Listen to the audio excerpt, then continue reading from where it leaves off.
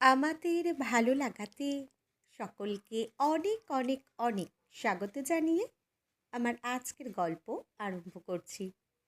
আজকের গল্প বোবা প্রেমিক। গল্পটি তাহলে শুরু করি। ছোট থেকেই আমি ভীষণ হিংসুটে। এর অনেক কারণ আছে অবশ্য। আমি অনেক বাবা মায়ের একমাত্র সন্তান। ছোট থেকেই অনেক আদর আর ভালোবাসা পেয়ে বড় হয়েছি। বাবা মা দুজনেই উচ্চপদস্থ সরকারি চাকুরিজীবী। অভাব নেই সংসারে। কিন্তু একটা অভাব আছে, সেটা হলো শান্তির। আসলে আমার জন্ম থেকেই ক্ষমতা নেই নিজের পায়ে দাঁড়ানোর। হুইল চেয়ারই আমার স্থান পরিবর্তনের একমাত্র মাধ্যম। বাবা মায়ের তাই আমাকে নিয়ে চিন্তার শেষ নেই। অনেক ডাক্তার দেখানো হয়েছে, কিন্তু কোনো সুরাহা হয়নি। আমি একটা নামি স্কুলে পড়ি। দামি গাড়িতে করে স্কুলে যাই। আমাকে স্কুলে দিয়ে আসা আর নিয়ে আসার জন্য লোক আছে, পরিতোষ কাকা। সেই রোজ স্কুলে নিয়ে যায় আমাকে। অন্য সবার মতো আমি প্রেয়ারের লাইনে দাঁড়াতে পারি না। তার জন্য দুঃখ হয় খুব, কিন্তু তা প্রকাশ করি না। তাই দুঃখটা রাগে রূপান্তরিত হয় বেশিরভাগ সময়। স্কুলে আমার তেমন কোনো বন্ধু নেই। আমি হাঁটতে পারি না বলে সবাই মজা করে, হাসাহাসি করে আমাকে নিয়ে। প্রচুর রাগ হয়, কষ্ট হয় তখন। আমি মিসকে কমপ্লেইন করি। মিস এসে ওদের শাস্তি দেয়। ওরা ক্ষেপে যায়। ওরা আর আমাকে ফ্রেন্ড ভাবে না। ওই জন্য আমার বন্ধু হয় না একটাও। তখন ক্লাস 4-এ পড়ি। স্কুলে ভর্তি হলো একটা হাসি খুশি ফুটফুটে মেয়ে। নাম রিমিতা। কি মিষ্টি মেয়ে! অন্যদের মতো আমাকে নিয়ে মজা হাসাহাসি কিছুই করলো না। উল্টে আমার সাথে বন্ধুত্ব করলো। আমি তো অবাক। সবাই বলে আমি রাগী, জেদি, হিংসুটে, খোঁড়া। এমন ছেলের আবার বন্ধু? রিমিতাকে আমি আমার বেস্ট ফ্রেন্ড বানিয়ে নিলাম। তারপর থেকে সব সময় ও আমার প্রিয় বন্ধু। কেউ ওর সাথে বেশি কথা বললে, মিশলে খুব রাগ হতো আমার। মনে মনে ভেবে নিয়েছিলাম বন্ধুত্বের অধিকারটা শুধু আমার একার। এতদিন আমায় একাকিত্ব ছেয়ে রেখেছিল, নিজেকে গণ্ডির মধ্যে আটকে রেখেছিলাম। জীবনে রিমিতার মতো একজন বেস্ট ফ্রেন্ড পেয়ে লেখাপড়াতেও উন্নতি হতে শুরু করে আমার। বাবা মা খুব খুশি হলো। লক্ষ্যহীন জীবনে মনে হলো সময় এসেছে লক্ষ্য নিশ্চিত করার। আমার জন্মদিনে বাপি, মামনি, অন্য আত্মীয়দের সাথে আমার বেস্ট ফ্রেন্ড রিমিতাকে ইনভাইট করতে ভুলতো না। কোনো বছর ও আসতে না পারলে আমার মুখের হাসি থাকতো না আর। আমি আমার সব চকোলেটগুলো রিমিতাকে দিয়ে দিতেও প্রস্তুত ছিলাম। রিমিতা আমার একমাত্র বন্ধু। ছেলের একাকিত্ব দূর হয়েছে এটা ভেবে আশ্বস্ত হতো বাপি, মামনি। রিমিতাকেও খুব ভালোবাসত। এইভাবে ছেলেবেলা থেকে দুই বন্ধু একসাথে বেড়ে উঠেছি, এক কলেজে পড়েছি। রিমিতা কখনো বন্ধুত্বের হাত ছাড়েনি আমার। বন্ধুত্ব যে কখন ভালোবাসাতে পরিণত হয়েছে বুঝতেই পারিনি আমি। আমার বন্ধু, ভালোবাসা সব ওই রিমিতা। পাগলের মতো ভালোবাসতাম ওকে আমি। ও বুঝতো কিনা জানি না। কলেজে অন্য কোনো ছেলের সাথে কথা বললে আমার চোখ মুখ লাল হয়ে যেত। মনে হতো সব শেষ করে দিই, কিন্তু বলতে সাহস পেতাম না। যদি হারিয়ে ফেলি? যতই হোক, আমি তো প্রতিবন্ধী। ও হয়তো আমার মতো করে ভাবে না, শুধু বন্ধুই ভাবে। ওর তো অধিকার আছে নিজের মতো করে বাঁচার, পছন্দ মতো মানুষের সাথে জীবন কাটানোর। কিন্তু রিমিতা অন্য কারো হবে, ওটা ভাবলেই চোখে অন্ধকার দেখতাম। ওর প্রতি কারো অধিকার বোধ সহ্য করার ক্ষমতা ছিল না আমার। ছোট থেকেই একটা অধিকার বোধ জন্মে গেছিল যে। আর বলেছিই তো আগে, আমি খুব হিংসুটে। আমি একজন বোবা প্রেমিক ছিলাম। শুধু ভয়ে প্রকাশ করতে পারিনি ভালোবাসা, প্রেম, বন্ধুত্বের গণ্ডি পেরিয়ে। দুজনেই ভালোই লেখাপড়া করেছি। আমি চাকরির চেষ্টায় আছি, যদিও চাকরি না করলেও আমার চলে যাবে। রিমিতা ইতিমধ্যে জয়েন করেছে একটা নামী কোম্পানির উচ্চপদস্থ কর্মচারী হিসেবে। এখন আমার খুব ভয় হয়, যদি এই ব্যস্ত জীবনে আমাকে ভুলে যায়। আমার চোখের আড়ালে কেউ যদি ওকে পেতে চায়। গুমড়ে মরছিলাম আমি। রিমিতা কিন্তু নিয়ম করে আমার সাথে কথা বলতো, দেখা করতো। তাও ভয় যেন কাটতে চায় না আমার। অকারণে ওকে খারাপ কথা বলে দিই, রাগ দেখাই।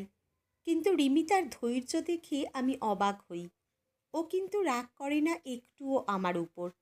রাগ কমানোর চেষ্টা করে যায়। মনে মনে ভাবি, রিমিতার মতো কেউ আমাকে বোঝে না। কারো হয়তো বোঝার সাধ্যই নেই। ওর কথা, হাসি এসব শুনে স্বস্তি পাই আমি। সব রাগ কোথায় উবে যায়। কিন্তু ভয়টা মাঝে মাঝেই মনের কোণ থেকে উঁকি মারে। আমার ভয়টা মিথ্যে ছিল না। হঠাৎ একদিন রিমিতা বলল, একদিন দেখা কর। আমি গেলাম। রিমিতা বলতে শুরু করলো, অনেক লেখাপড়া হলো, চাকরি হলো, এবার বিয়েটা করা দরকার।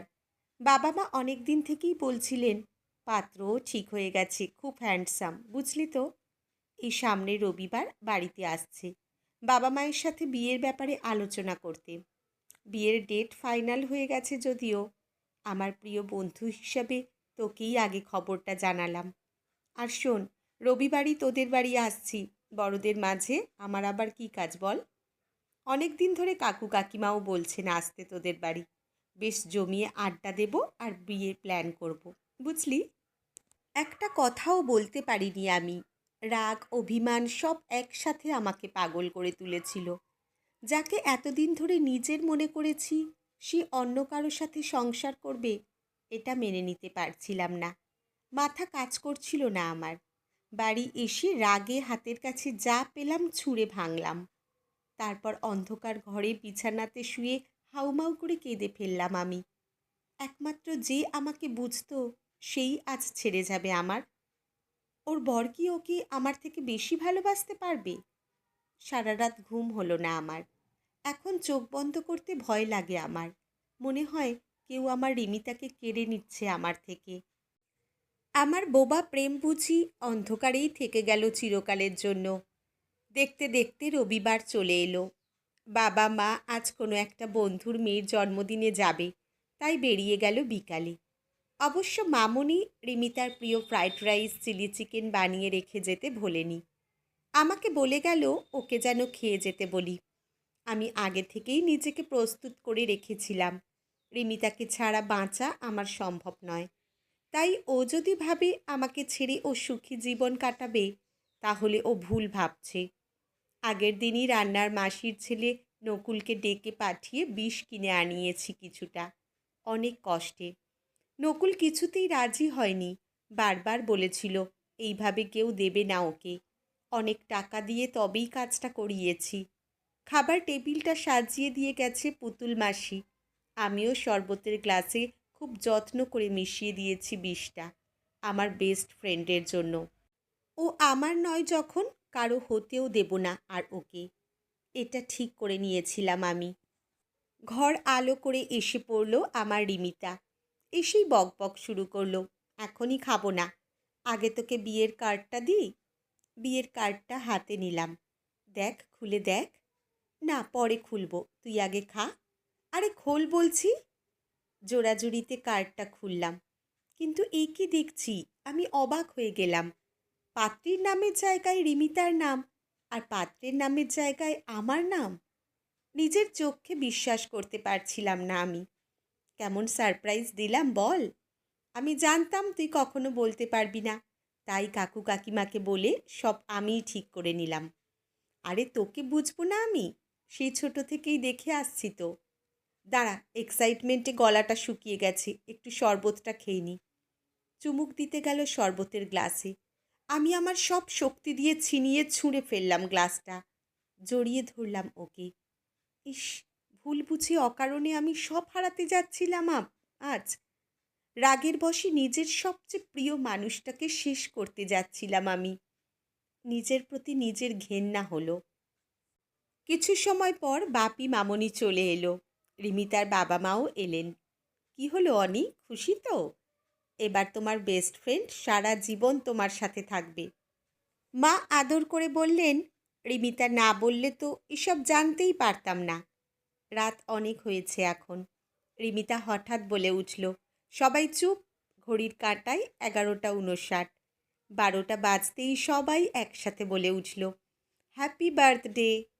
প্রথমটা চমকে উঠলাম, তারপর মনে মনে ভাবলাম, এটাই আমার জীবনের সবচেয়ে সুন্দর বার্থডে। আর এবার জন্মদিনের উপহারটা আমার জীবনের সেরা উপহার, আমার রিমিতা। আজকের গল্প এখানেই সমাপ্ত। কলমে শ্রাবন্তী মিস্ত্রি, পাঠে জয়তী। ধন্যবাদ।